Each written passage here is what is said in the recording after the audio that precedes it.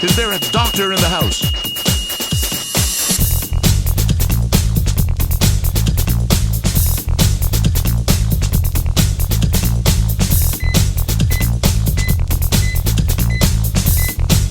Doctor, you have a visitor in the main lobby.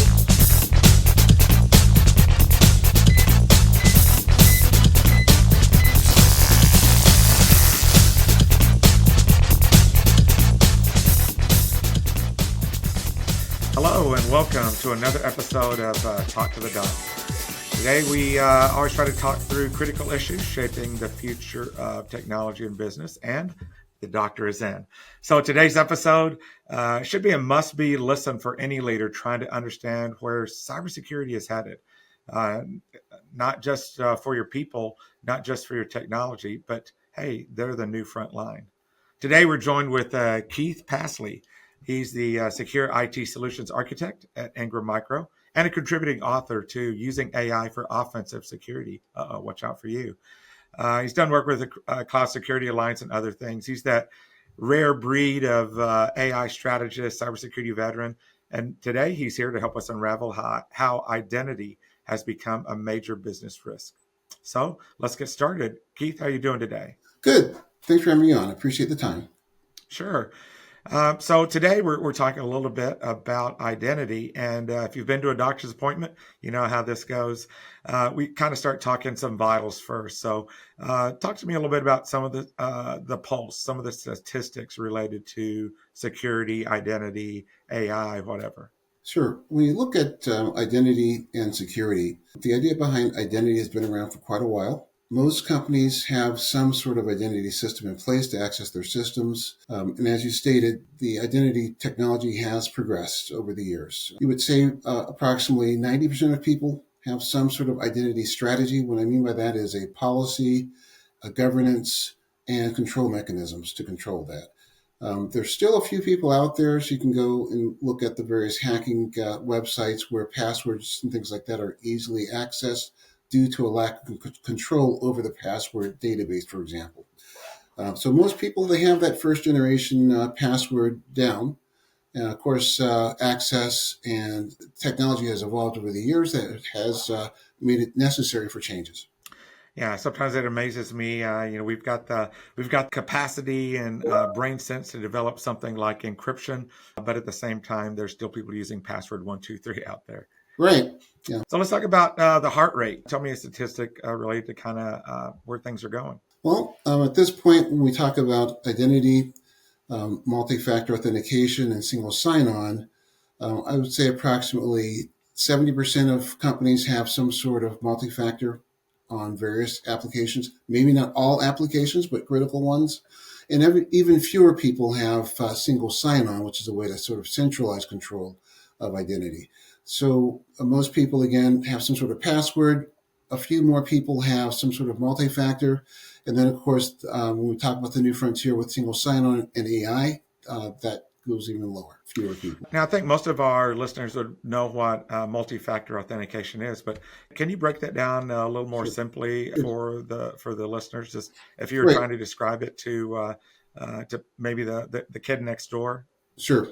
Right. So when you think about multi-factor authentication, the key concepts there are knowing who you are, what you're allowed to do, and a way to log and audit. Right. So when you think about multi-factor, there's different elements that comprise identification. It starts off with something you know, which is usually a password or a PIN, and then something you have, which is that additional factor that ties that together. So it's the combination of what you have and who you are. Gotcha. And if you were to come up with a description for a single sign-on, how would you explain that to your grandma? Right. So single sign-on is the idea that I log on once, and then my credentials are used multiple times across future applications. And so, going back to multi-factor, it's something that you know, PIN, password, and then something you have. And then when we move to single sign-on, that is more of a single-use password that's used throughout the infrastructure. One password to go to all the applications or many applications. Gotcha. And then the last vital statistic, weight. What makes the difference in identity right now? Right now, identity, the idea of continuously authenticating someone as in context. That's a big move right now when we look at things like CAPTCHA and these various little exercises that when you log in, you have to match certain blocks, pick a certain color, match a certain item. That is the newer part of identity right now, and that is liveness, being able to detect that you're really a real person at the time that you're authenticating. That's where I really need AI is helping me get through some of those captures. Right. It amazes me how many times, sometimes I'll have to go 2, 3 times through of finding the flashlight or the car or the fire truck or whatever it happens to be. Right. No wonder robots can't handle it right now because I can barely handle it myself. That's true. So let's talk a little bit about today. In your head, why is identity so important? Well, identity is so important today because it's really the new perimeter. In the old days, you had the moat, the walls, the castle. But as the perimeter has expanded in terms of the people now mobile outside of the physical network, that has become the new perimeter. You've now got to authenticate and authorize people, not just from their physical location, but who they are, what device they're using, are they alive or not? That those kind of factors now become more important, and as a result, identity becomes even more critical, especially as you look at the types of applications that people are allowed to get to, and then the breadth of applications. There's so many applications that a single person could have access to. Identity becomes very important to control access because all it takes is one breach in a certain database or certain app, and you now have a security incident on your hand. Gotcha. So in your head, I hear you calling identity the new perimeter. That's it used to be if I'm understanding what you're saying, the firewall used to be that hard candy shell Right. around our network. Now that we're more virtual and have all these applications, the firewall doesn't cut it anymore. Identity is acting as that hard candy shell to that soft, chewy center of applications. That's correct. And in fact, it's the identity and then adding context around that identity. So it's always up to date as far as the security status and posture for that particular individual. Gotcha. Yeah, and up to date is so important. I think that I can always tell who's the real executive at a company if we're onboarding a new client. It's always that account that has been on since 2020, hasn't gone through a password change. It has full admin. That's how I know who's in charge of an organization, who the real leader is. Right. It does take a certain amount of discipline at the organization level and also at the user level. Increasingly now, you'll see companies that sponsor security workshops, briefings, quarterly updates where a employee has to go through some level of reminder when it comes to security. They then have to acknowledge that they've gone through that process, and doing that on an ongoing basis. That's also critical as far as keeping your employees up to date and be able to act appropriately. If you were, let's say, coaching an organization, they were struggling with that with their own team, what advice would you give them? What are your nuggets to help them be successful? Right. So I would suggest that we learn by repeated instruction. Even though you might know something over a period of time, there's always the chance through mistake or some other reason that we not follow policy. So first you have to have a policy in place. Then you've got to make that policy known. And then it's also helpful to have periodic training sessions and reminders for the users. Every user, it becomes a security officer to a certain degree when we talk about identity because it's so unique to an individual user. And then, of course, the other part of that is updates to the policy based on business need. As your business risk changes, it may require a change in your identity policy.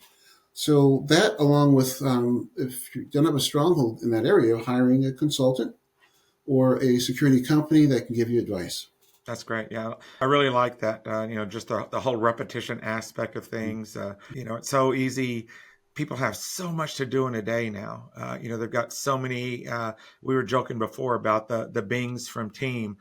You get them bings from Teams, from Outlook, from your cell phone, from your WhatsApp, from everything. Everything's going off all the time, reminding you, "Hey, look at me! Look at me! Look at me!" Right. In fact, they call that password fatigue. The idea that you've got so many different applications, each having their own password. Eventually, just through human nature, we want to make things simple. So that's where we go, password 123, or, I am the user, 789, those various ways to set up an easy password to remember. Yeah, I think I read a statistic. I can't remember the organization, but they do this annual user risk report. And their determination was that even when people have been properly trained and know what to do, they'll still make the bad decision 40% of the time.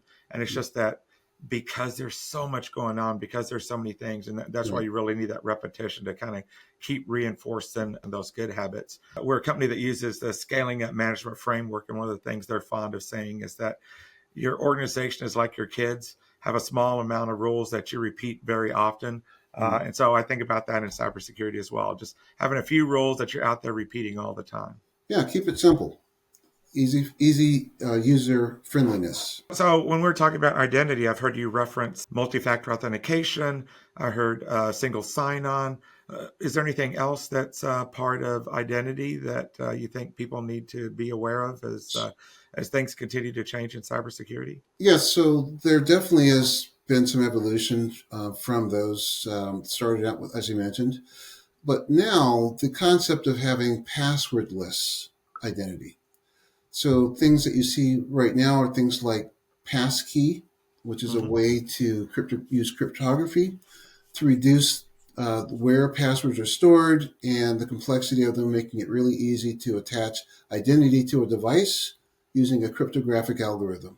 And then not necessarily having to store that information off the user's device, keeping that on the device so they don't have to, the breach of password databases and things like that factor in when we talk about passwordless, mainly because the identity is on the user's machine.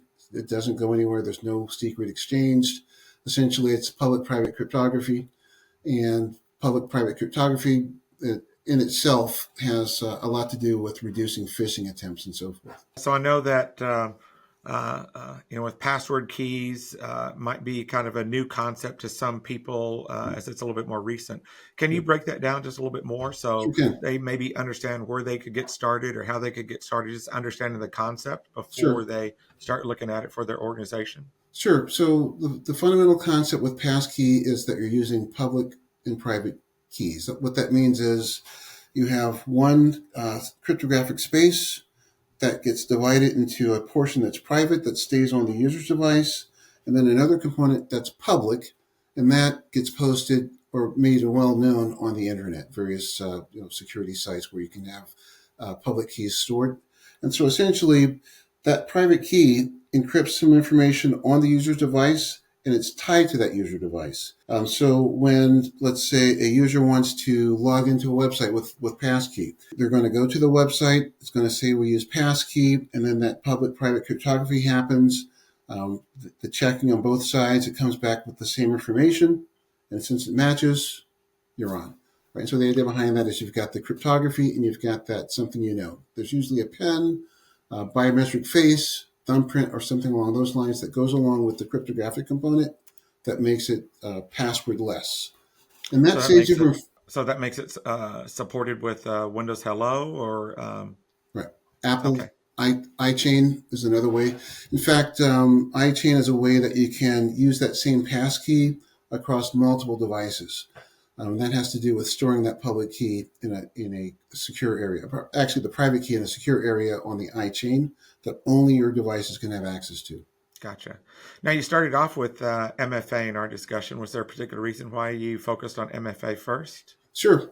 MFA is the first step beyond just the basic password. It's something that's easily adaptable. People have access to that. Applications support it. There are standards in place that support various types of MFA. So it's very accessible as a company, and it's the next step beyond just using passwords. It helps to a certain extent to take care of the password fatigue issue. Sure.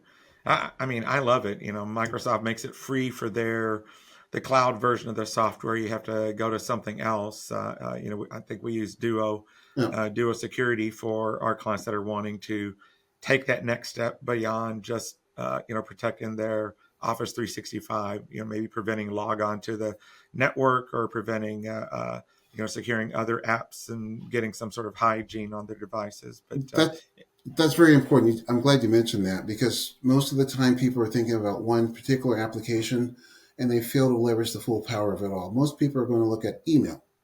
Well, what about these mobile devices that have APIs that don't use email? Right?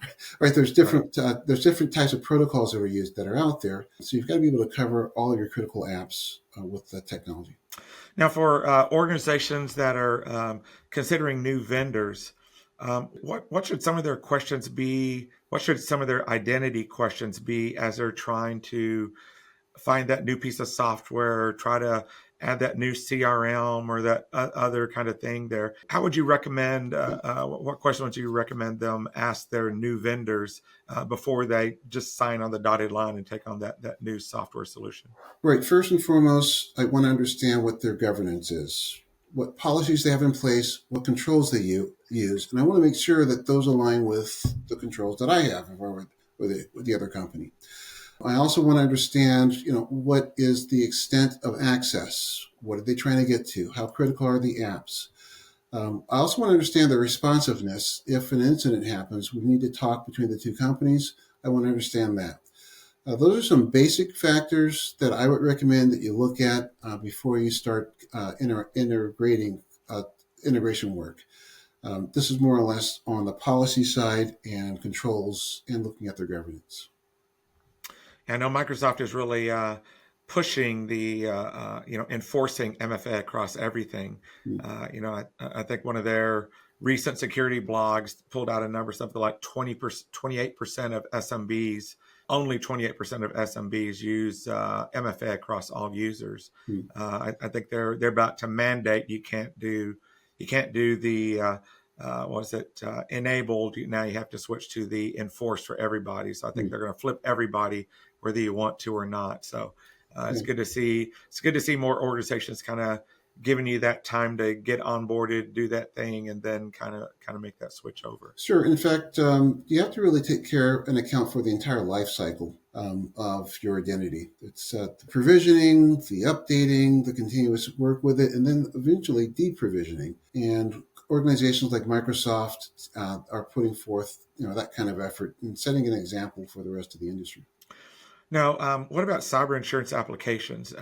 As I look at a lot of different cybersecurity applications for coverage, I see a variety of questions. I see some that are just ask, "Do you have MFA?" Some that ask, "What MFA do you have?" Is there any advice there for organizations that are, really just looking for MFA for their cyber insurance or for some sort of basic compliance? Sure. Documentation of everything. As you mentioned, you need the whole hygiene of their identity program. The insurers are going to be looking for intentional efforts to reduce risk and using the typical things that companies of that type and size use. So it's important to again, when you look at it from a compliance standpoint, is just to be aware of the compliance regulations, work with the cyber insurance to understand what their requirements are, and then work together to make sure that is done properly. A lot of the different compliances are adding additional mandates on basic MFA. But for cyber insurance apps, one of the things I always try to tell people is that if your app only asks, "Do you have MFA? Yes or no?" List which you can always write on there, handwrite on there, do whatever. But I always try to make sure and advise them to write the specific applications that have MFA, so it doesn't void coverage of specific things. If you only have coverage of MFA of your Office 365 tenant and not your key application, that's important for the insurance company to know and important for you to maintain your coverage if something should happen. Definitely.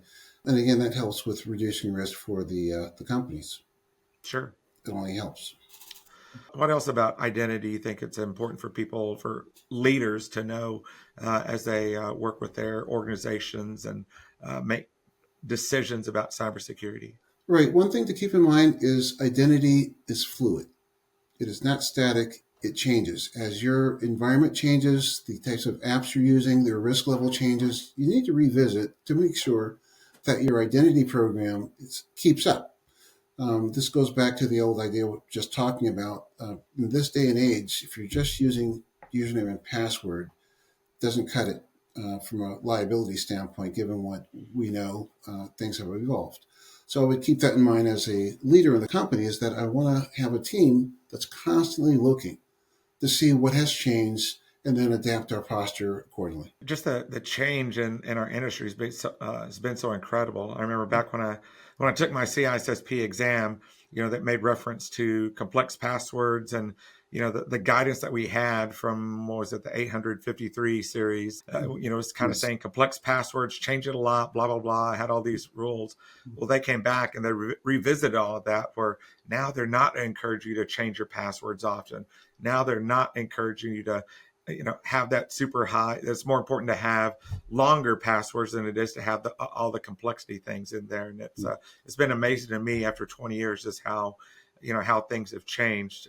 But I think you hit it right on the head there, that you've really, as an executive, you've got to keep asking questions. You've got to challenge your team, your provider, your person, whoever, to make sure that they're staying current on things, because it does take a lot to keep up with all the changes that are always going on, and how cybersecurity wisdom evolves. Certainly. I think, as we move into AI, that even gets more complex. So Why is that? Well, when we talk about AI, it's not just users anymore. The concept of chatbots and AI agents means that we have to now adapt identity on the AI infrastructure. It's not just the human anymore. It's now these devices that have, these chatbots that have access to databases, they have access to applications, potentially private information. So that only increases the attack surface and also the risk of harm that could happen with this automated world that we're living in now. I see where you're going there. So, since AI has connections to all your disparate types of data, you've really got to be organized into your users and groups and permissions and access and all of those kinds of things to make Yeah. sure that your chatbot that has access to everything doesn't pull out that thing that you don't want people to know, as well. Yeah, in fact, when you look at that, there's an AI component for humans, and that is using AI to sort of check the human as they access. But then the other newer component is the AI as an entity on its own that needs an identity attached to it.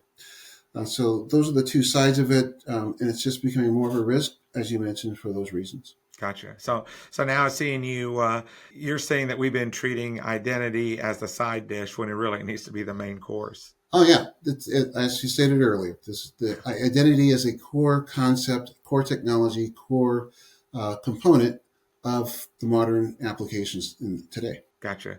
So you talked about passkeys. What else? What else? In regards to a corporate network, a business network, a small organization, what other kinds of things should they be doing related to identity and security? Right. So the simpler you can make things, the better. So, for example, if you've got a central identity provider that you can leverage across all or most of your applications, that makes it easier. It's a centralized place that you can control. Things will less likely to slip through the cracks, so to speak. So, interoperability across multiple applications would be one thing. The other part that I would recommend to organizations as they look at identity is to just be aware of the threats that are out there. Right, threat intelligence is still valuable. In fact, there's identity detection and threat products out there that are constantly looking at the identity as the user is transacting. That's another core technology that needs to be implemented. It's this idea of continuous. There's a concept out there called zero trust. One of the tenets of zero trust is continuous authentication. As the user, based on their behavior, who the user is, where they're at, what time of day, there's so many different factors that can inform the context that then allows you to do something called adaptive identity. For example, changing the identity level if we see some specific suspicious behavior. And that's where AI comes into play there as well. AI can actually look at the user's behavior and other factors to allow for a dynamic change in security posture for that particular user or device. So those are the kind of things that we want to be aware of right now. That's awesome. I love that. Now, I always like to think of identity as somebody knocking on the door. The power of the modern business network is you can access it from anytime, anywhere, Yeah. in the world. But, if people are knocking on your door at 3 a.m. in the morning, you're not there to ask, who is it? You really need your systems asking those questions of who is it? And I like your term of context, asking who it is. But to me, I see context as peeping through the hole and looking at some sort of characteristic about the person, their IP address, their country, their whatever it happens to be, trying to find out more information before letting them in. Mm-hmm. Yeah, in fact, as mentioned earlier, this world that we're living in now is automated. It's applications, and things are changing. So you have to definitely have this adaptive approach to your posture. Now, I heard you reference AI before. How do you believe AI adoption is going to impact identity overall? Well, as we've seen in the last just couple, 3 years, how quickly AI has now become integrated into everything pretty much we do. And it also affects people's jobs that they're going to be, the tools that they're going to be using, how they're going to interoperate with applications, right? So, as a result of that, AI it's a game changer. This adoption has happened more quickly than cloud adoption. If you think about cloud, that took about maybe 10 years or so to get to where we are today. But in the last 2 to 3 years, this whole idea behind AI being useful for work, as well as AI becoming an entity in itself, is just exploding. Right, so that's the area that I would be focused on right now. If I were a head of a company, I'd be looking at, okay, where's the world headed?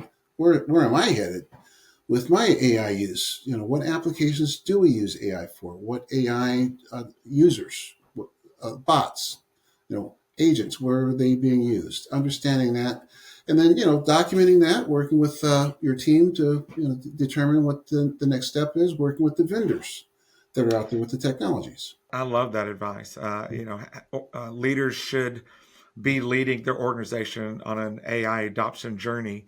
And that starts with finding out, what are we doing today? Who's using what? What policies do we have in place? How do we protect ourselves from the tools that are supposed to help us causing issues or opening us up to unseen risks? But I love what you just said there about taking a step back and the leadership, kind of trying to find out, what are we doing now? What's going on? Right. In fact, the concept of AI governance.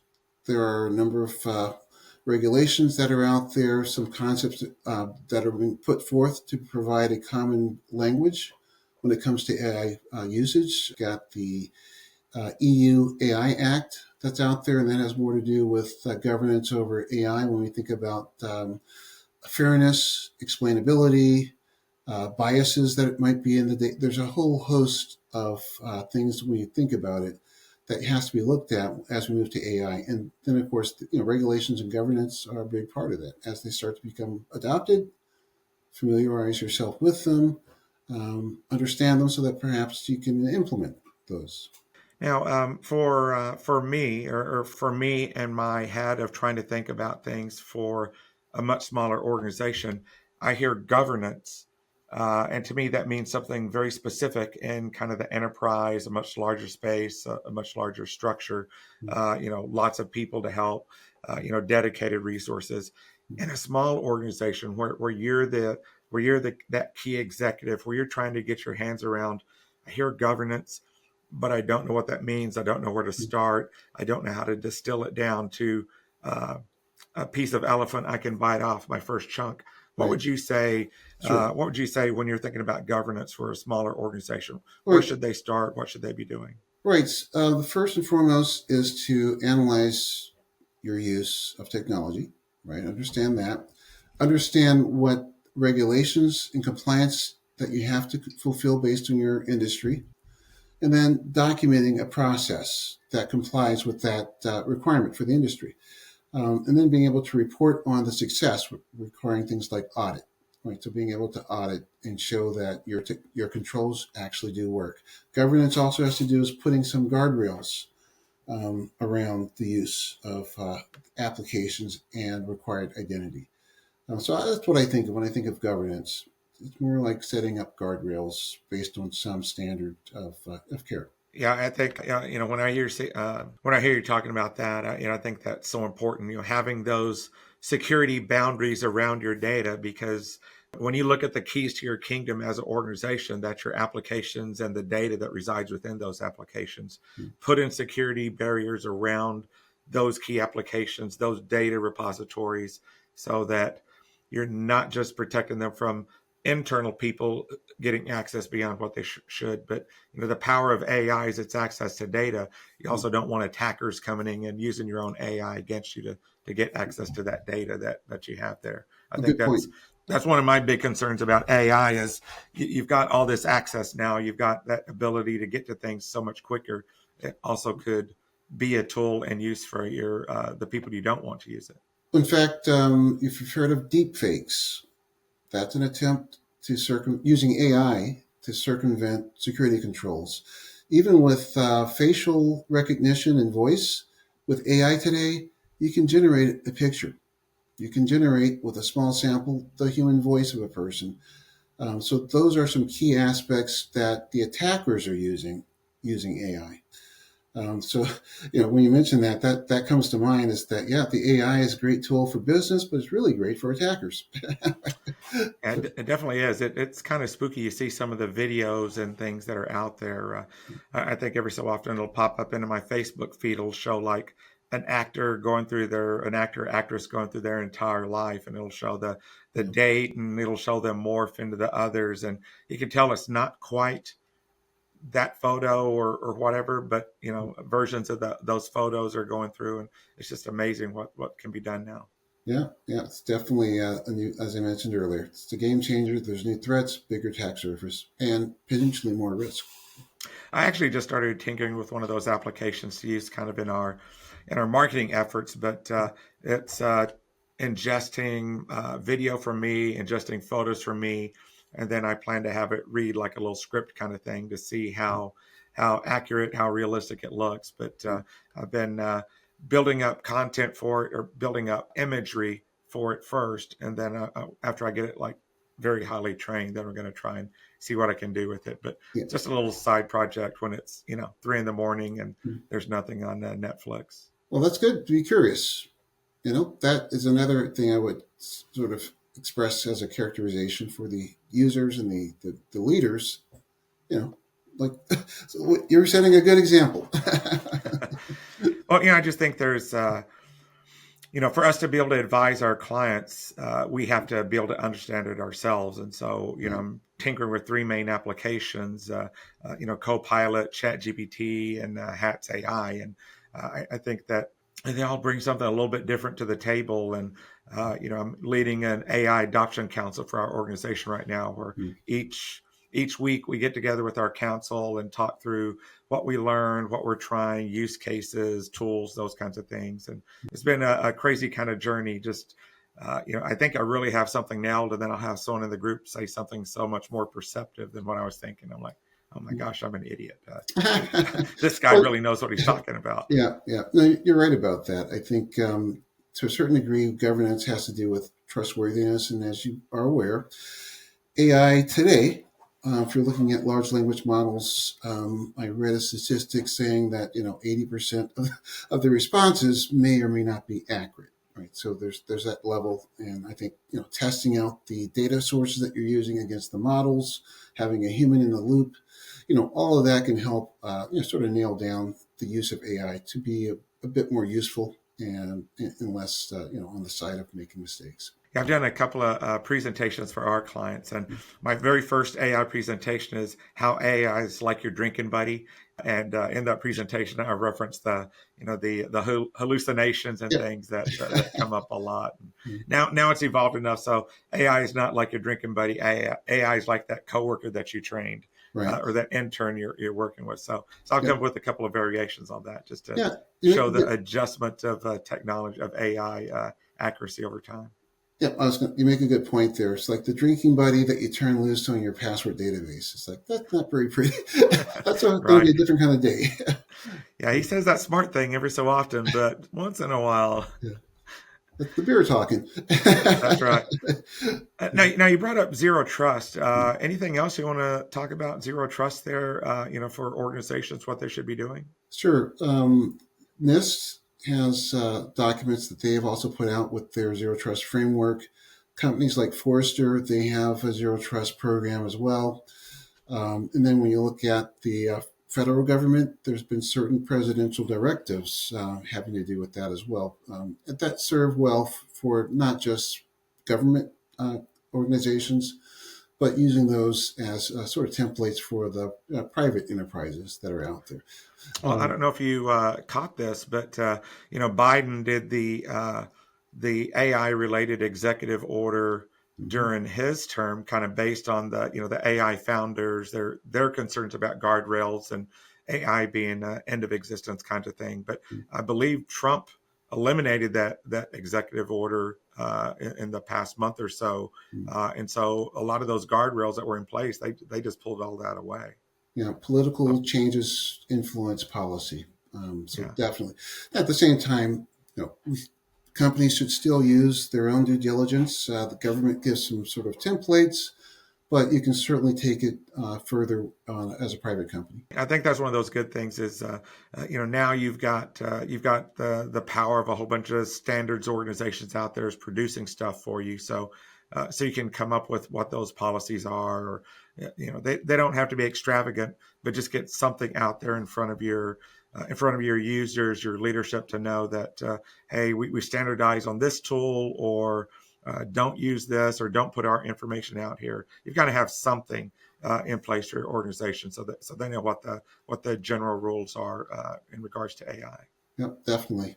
You have to have something out there that you can measure to tell how your posture is. So definitely, those are the points. Now, in your work, are there any interesting things related to cybersecurity or AI going on right now that you'd like to talk about? Sure. When we think about the concept of large language models and the leakage of data, the applications using APIs between the various models and the various infrastructure AI components, this concept of an AI gateway has become more of a technology and product offered by a few companies right now. One of the companies that we're working with right now is F5, and F5 recently released their AI gateway. Think of the AI gateway as similar to, at its most basic level, it's sort of like a content filter. If you remember content filters for web traffic and email, well, you've got to be able to control the prompts that are coming into the model, as well as the responses going out of the model. So that's an important component. You've got to be able to understand APIs, because all of that traffic is handling through APIs. So this concept of putting an AI gateway between the user and your AI infrastructure, so that it can filter. You can also do routing based on various criteria. For example, if it's a user group that's a developer, you may have a policy in the gateway that says, developers, they can only use this model. Another one comes in by language. This is a French-speaking employee or customer, or English-speaking. Based on that, route them to a particular model. Right, so those are some of the controls there. Also thinking about what controls you have using multiple clouds. Having a single point of control versus each individual cloud's AI gateway, so to speak, requires you to have individual technology and users and training. If you go with a product like an AI gateway that sits at the perimeter or possibly closer to the apps, it becomes the central place to do that kind of control for your AI infrastructure. So that's something that is starting to evolve now as things become more mature. This idea of a gateway that controls the AI coming in and out as far as the traffic, prompts, and responses. Additional to that would be security of the data, the training data. Right, so this is another aspect of the AI gateway, using policies so that you can control who is accessing the training data to prevent poisoning of the data, who has access to production, similar thought there, right? So based on organization, there's a number of different ways that you can set up policy to use this AI gateway to reduce the risk in various aspects of your AI. And I just want to clarify something. Did you say API and then AI gateway? I wasn't sure. Sure. Right. So the AI gateway provides a sort of, I'll call it a firewall against various applications. And those applications communicate with each other through application programming interfaces, the API itself, which defines what the message looks like and various aspects of it. So the AI gateway, it actually sits between an end user on a keyboard. It can also sit between two applications talking API to API. Those are the concepts of the AI gateway. Gotcha. So it's providing that hard candy shell for people using APIs. APIs being those configuration components of applications that allow them to talk and exchange information with each other. Right. In fact, yes, definitely. If you look at a typical AI application, a chatbot, for example, there may be a model that's using. There also could be a what's called a retrieval augmented RAG. I think that's the name of it, right? Yeah. So that's another API that's talking to data. The use of APIs when you're using artificial intelligence, it exponentially increases because there's so much application to application traffic. So while it's true that it can protect the shell, it's also critical because it can also be deeply intertwined with the communications deep inside of the application itself, especially when we talk about microservices, multiple applications that need to be protected. And I think maybe what I'm taking away from this is if you're a small business looking at another application, another tool, technology, whatever you're doing, another vendor, make sure you're asking those related questions of, does your application support MFA? Does your application support single sign-on? Does your application utilize API to connect to our other applications, and what security you're doing there? Those are some of the things that I think are maybe takeaways for our audience to kind of go back and, as they're talking with their vendors, ask those questions. Definitely. I definitely agree with that. So kind of wrapping up, we've kind of bounced all over the page around identity. What would you say if there was one thing that you felt was the big takeaway that you wanted a smaller organization to take away in regards to identity and their cybersecurity? What would that one home run thing be? I would say that today, implement or enhance as needed, including MFA. Along with that, become aware and start planning for AI, how that's going to affect your identity and security posture. Those are the two things I'd be looking at today. We wrap up with the use of multiple factor authentication, moving into passkeys and passwordless, and then at the same time, start planning and start becoming aware of how AI is going to impact your identity infrastructure. Gotcha. Yeah. So identity, it's kind of like planting a tree. The best time to have done it would have been 2 years ago, 5 years ago, 10 years ago. The next best time is to get going today on identity. I love it. Yep, that's a great analogy. What about prescriptions? What things, if you're getting involved in identity or a small organization, what kind of things go along with that? Are there certain small things that you recommend? Definitely. Relatively small thing for a small organization is just do an inventory. What are the apps? What are the risks? What kind of identity are we applying to it? I love it. That's kind of a simple thing to do. Smaller organizations may or may not have fewer applications to deal with, fewer users. But at the same time, that's a fundamental thing that needs to be done really for any organization. Yeah, we do this. We have this meeting that we do for our clients. We call it our security officer meeting. Mm-hmm. And one of the things we do is, as part of our monitoring, we can see a list of all their applications, and we bring them this huge list of applications that are on their network. And it amazes me that, even a small network will have, 100 different applications, not counting the little applets like Acrobat and so forth, but there'll be like 100 applications out there, and the executives will be like, I have no idea what this, I don't know what this is. And, just over time, seeing these things, you start to recognize the usual suspects, but it's amazing the applications that are out there that somebody installed it once, somebody tried it, or this is an application that is very key to our department and only 3 people know about it, and it's not being protected, or it's not secured, or there's no protections around it. It's amazing how little organizations know about their own applications and data. That reminds me of the idea of shadow IT. There's shadow API. There's shadow chatbots. There's a whole host of things that you may not be aware of that your users are using that increase your risk. So definitely. And shadow being post-COVID, organizations are more likely to go out and just tinker and try things without consulting their IT department or management.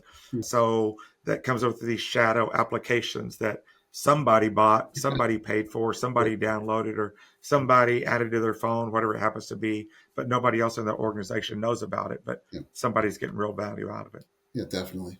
So those are the hidden weak points that you need to add some observability to. Gotcha.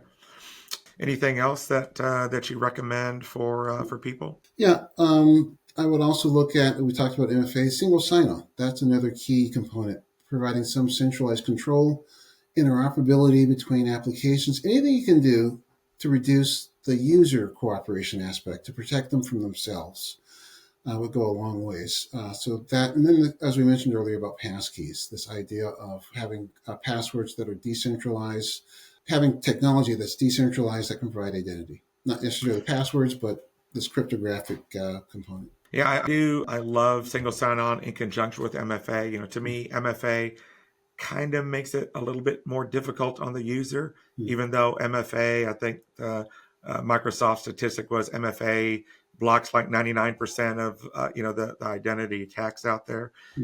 But where single sign-on I think is really helpful is it can kind of ease some of that burden. If you're already authenticated, it's not going to keep reprompting every single thing. So MFA makes it a little bit more difficult, but adds a huge value. Single sign-on can also add a little bit more security, but it can add a lot of simplicity or ease of use for organizations to implement there. Definitely. The next step after that, as we mentioned, was passwordless. And that's passwordless. The passkey comes in. That identity being bound to a device, something you know, something you have, and it's not a real password. It's basically cryptography. That is the thing that will sort of hamstring phishing attackers. They don't have there's a component they don't have. They can't control. So now, would people normally reach out to you, or how would they get a hold of you? Sure. They can reach me at keith.pasley@ingrammicro.com. Okay. We'll add that to the show note links. Definitely. And then I'll send me your LinkedIn profile if I don't already have it, and we'll get that in there. What else? Anything for me? I guess I got to tell you my information too. You can reach me at the doctor at fulcrumgroup.net. Also have my LinkedIn. I'll add that to the show notes as I always do. And if you enjoyed today's episode, please take a moment. Give us a 5-star review. It really helps us, helps the show reach more listeners like you. Don't forget to subscribe to us on your preferred platform. You don't have to change for me, although it would make me feel special. But don't forget to subscribe on Spotify, Amazon Music, iHeartRadio, wherever you get your favorite podcasts from. But thanks for listening today. We'll catch you next time. And the doctor is out. Take care. See you next time. Thank you.